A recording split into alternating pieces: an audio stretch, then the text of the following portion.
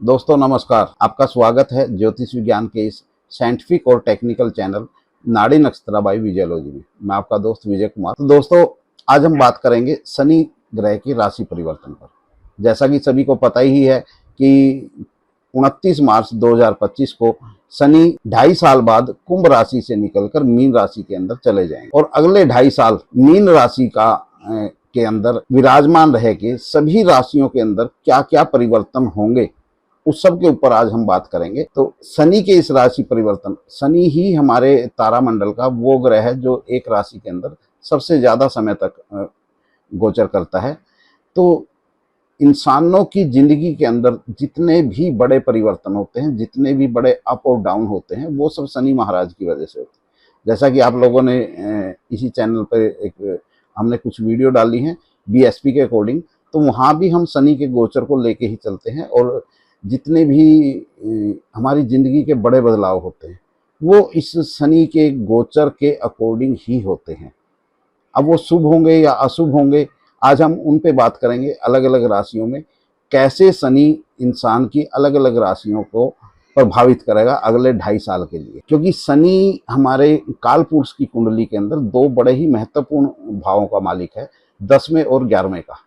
देखिए 10वां भाव हमारा कर्म भाव है, जिंदगी के अंदर हम जो भी कार्य करते हैं वो हमें 10वें भाव से नजर आता है, और 11वां भाव है इच्छा पूर्ति का, और जो हम कार्य कर रहे हैं उस कार्य से हमें क्या बेनिफिट होगा, क्या हमारी इच्छा पूर्ति होगी या नहीं होगी, तो वो सब 11वें भाव से नजर आता है। तो इसलिए शनि का रोल बड़ा ही महत्वपूर्ण हो जाता है किसी भी इंसान की जिंदगी के अंदर।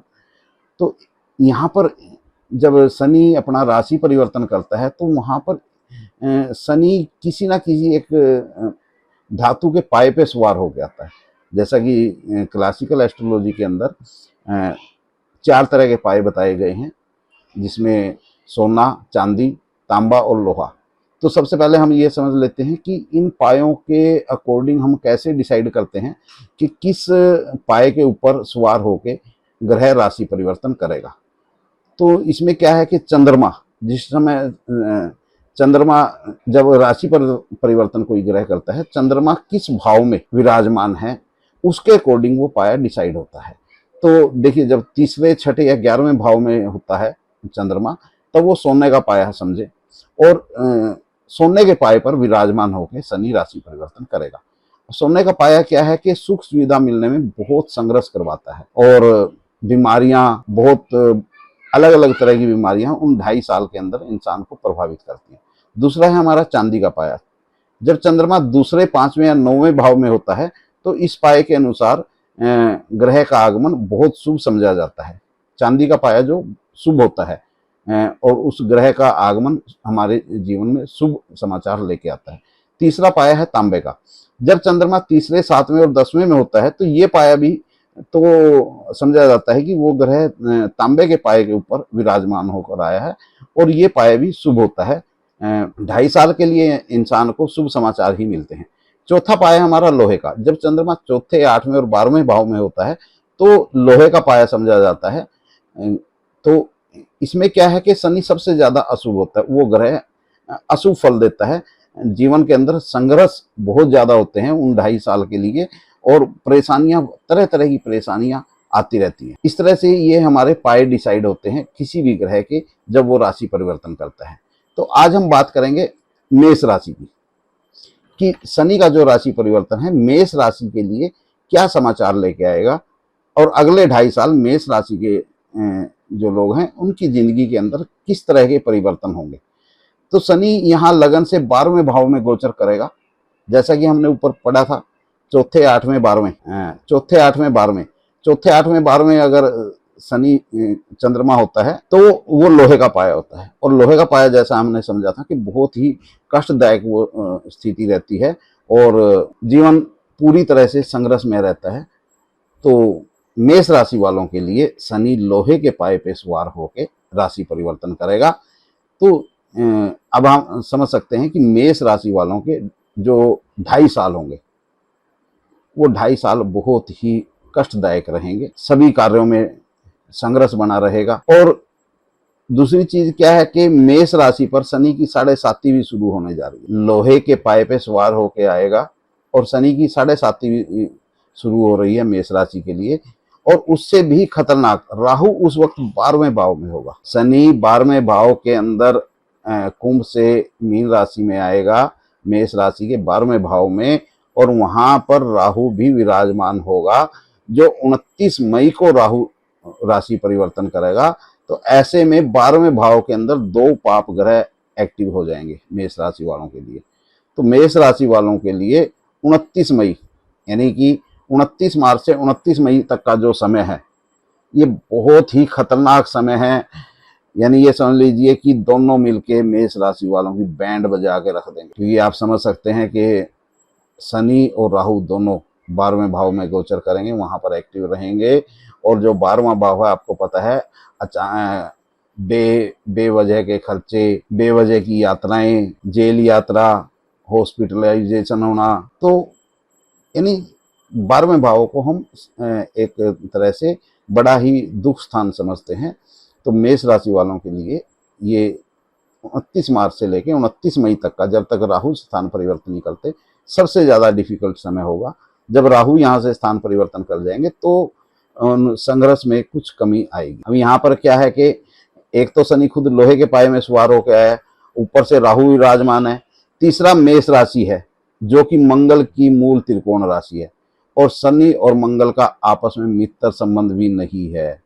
कुल मिला के निचोड़ यही है कि मेष राशि के लिए शनि का राशि परिवर्तन उनकी जिंदगी में बहुत ज्यादा परेशानियां लेके आ रहा है। इसलिए मेष राशि वालों, सावधान हो जाओ। शनि यहाँ 12वें भाव में बैठ के अपनी तीसरी दृष्टि से दूसरे भाव को देखें। और दूसरा भाव आप सभी को पता ही है, संचित धन, यानी जो धन आपने सेव किया हुआ है उसका है, आपके परिवार का है, आपकी वाणी का है। तो इस गोचर के समय में आपका सेविंग किया हुआ धन, उसके ऊपर खतरा मंडरा रहा है। उधार दिया हुआ पैसा नहीं आएगा, डूब जाएगा। जो आपके पास है वो फालतू के कार्यों में खर्च होगा। इनकम के साधन में संघर्ष बना रहेगा वाणी दोष की वजह से। वाणी दोष का मतलब क्या होता है कि आप तो अपनी तरफ से अच्छा बोल रहे हैं, लेकिन सामने वाले को उसका मतलब कुछ अलग सुनाई देता है, और बेवजह के लड़ाई झगड़े शुरू हो जाते हैं। और परिवार का भी है दूसरा भाव, तो परिवार के अंदर वाणी को लेके आपकी कलह का एक माहौल बना रहेगा, लड़ाई झगड़े बने रहेंगे। अगर शादीशुदा हैं तो भैया पूरी तरह से मुंह पे चेपी लगा लो। अगर ये 2.5 साल आपने सुख शांति से निकालने हैं, किसी को भी उधार नहीं देना, किसी भी नए कार्य के अंदर पैसा इन्वेस्ट नहीं करना, बोलने से पहले 10 बार सोचना है, कम से कम बोलें। जितना कम से कम बोलेंगे उतना ही सुखी रहेंगे। और शनि की 7वीं दृष्टि 6ठे भाव पर रहेगी, जो कि शत्रु, ऋण और बीमारियों का है। अगर कोई सीरियस बीमारी है, कोई भी आपको ऐसी बीमारी है जो लंबे समय तक चल सकती है, तो उसको हल्के में मत लेना। खुद खर्चे और हॉस्पिटलाइजेशन का तो बीमारियां ऐसी रहेंगी जिससे आपको हॉस्पिटलाइज होना पड़े, कर्जे का बोझ बढ़ेगा। कोशिश करें अपने फंड को अच्छे से मैनेज करें। वैसे तो अगर हमने मैनेज कर लिया, देखिए, अगर हमने सब कुछ मैनेज कर लिया तो फिर शनि क्या करेगा, ये सोचने की बात है। तो सिर्फ एक सलाह है कि अपने सेविंग मनी को थोड़ा सा मैनेज करने की कोशिश करें। किसी से उधार ना दें, किसी से उधार ना लें, नया कर्जा बिल्कुल भी मत लें, क्योंकि चुकाने में बड़ी समस्या होगी। क्योंकि जो कर्जा लेंगे वो धन फालतू के कार्यों में आपका वेस्ट हो जाएगा, और जिस काम के लिए आप वो कर्जा ले रहे हैं वो काम यूं का यूं खड़ा रहेगा, तो उसको वापसी करने में आपको बहुत दिक्कत होगी। 6ठा भाव हमारा शत्रु का है, लड़ाई झगड़े का है, कोर्ट केस का है। दूसरा आपका वाणी दोष भी, क्योंकि दूसरे भाव को भी शनि देख रहा है। आप किसी को अपनी तरफ से अच्छा बोलेंगे, लेकिन सामने वाले को वो चीज़ गलत नजर आएगी, गलत सुनेगी, और उसकी वजह से लड़ाई झगड़े होंगे, कोर्ट केस हो सकते हैं। ऊपर से 12वां भाव में खुद शनि विराजमान है, 12वां भाव जेल यात्रा का भी है। इसलिए अगले 2.5 साल पूरी तरह से अपने मुंह पे ताला लगा के आपने बैठना है। कोई भी अगर कुछ भी आप बोलें तो 10 बार पहले सोचें, वरना कहीं ऐसा ना हो कि थाने तहसीलों के चक्कर में पड़े रहो। अपनी वाणी की वजह से गुस्से पर कंट्रोल करना है। 10वीं दृष्टि भाग्य भाव पर रहेगी, क्योंकि 9वें भाव में पे 10वीं दृष्टि होगी और 9वां भाव अध्यात्म और भाग्य का होता है।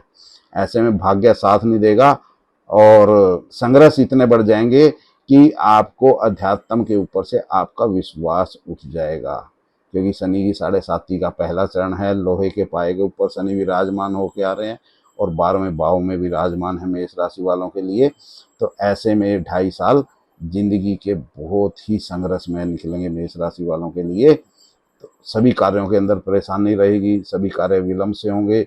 जिंदगी में एक आप ऐसा फील करेंगे कि जिंदगी एक मकड़ जाल के अंदर फंस के रहेगी।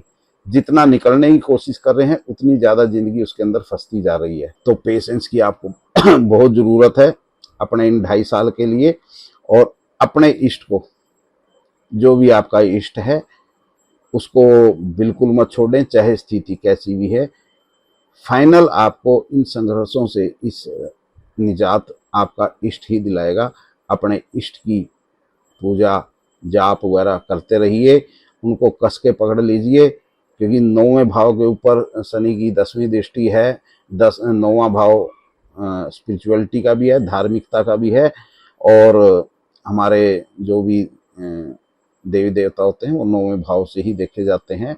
तो इष्ट भी हमारा 9वें भाव से देखा जाता है। कहीं ऐसा ना हो कि उन संघर्ष के अंदर, इंसान जब संघर्ष के अंदर फंसता है तो सबसे पहले वो सोचता है कि इंसान तो इंसान छोड़ो, कि ये देवी देवता भी हमारा साथ नहीं दे रहे, और वो धीरे धीरे उनसे भी कटना शुरू कर देते हैं।